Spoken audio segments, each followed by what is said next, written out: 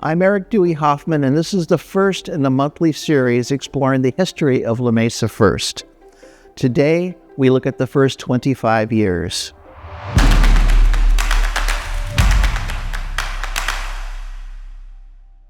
In 1895, a handful of La Mesa Spring Methodists started the church with the help of the Reverend R.C. Westenberg.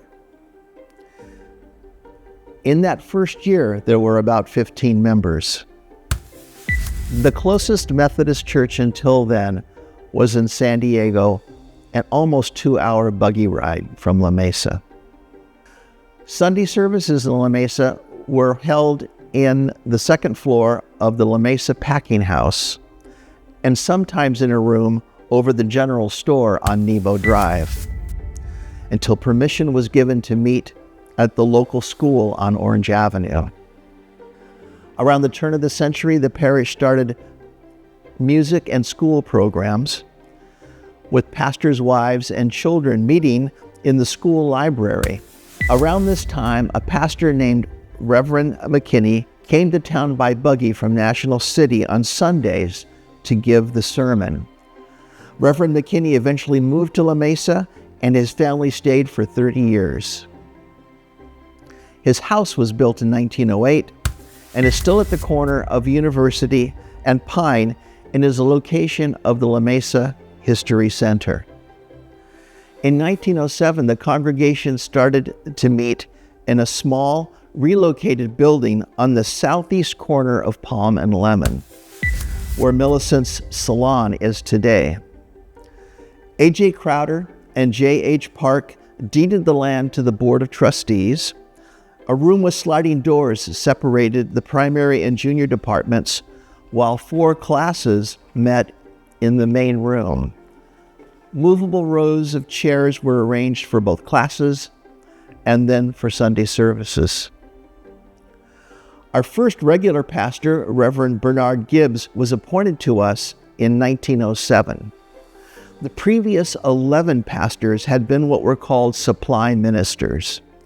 One year, 2 groups of high school boys and girls called the Rustlers and the Hustlers competed for who could bring in the most new members and for best attendance. The girls won, and the boys prepared and served them dinner in the church kitchen as a prize for winning. From the start, our church has always been a part of village life and life in the greater San Diego area. During World War I, sailors from the USS West Virginia took the train ride from San Diego into town, attended church service, and sang at the church parish. The next day, the sailors offered a tour of their ship to the church youth. This 1911 photo shows the Reverend Frank Edwards in his new Buick, his daughter behind the wheel, with his wife and a friend in the back. The friend, Mrs. Stoddard, was active in the Prohibition movement, and some of their meetings were held at our church. The city of La Mesa was incorporated in 1912 and changed its name from La Mesa Springs to La Mesa. At this time, the church started a serious fundraising campaign for a new church building. The first 25 years of our church in La Mesa were not ones of constant growth. There were 7 pastors in the first 5 years. The pastor's salary of $100 to $150 a year was not enough to live on, so many left after a short time for greener pastures. 1897 to 1904 were years of drought. Citrus groves and agriculture in general suffered. Many people moved away from La Mesa.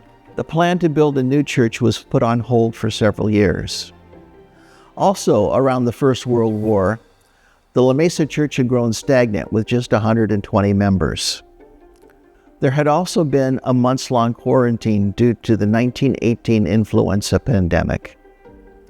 The congregation was discouraged and thought seriously about merging with the Congregationalists.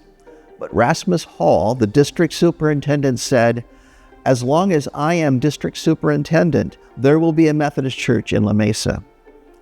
He tried all of one conference session to get someone to go to La Mesa, but without success.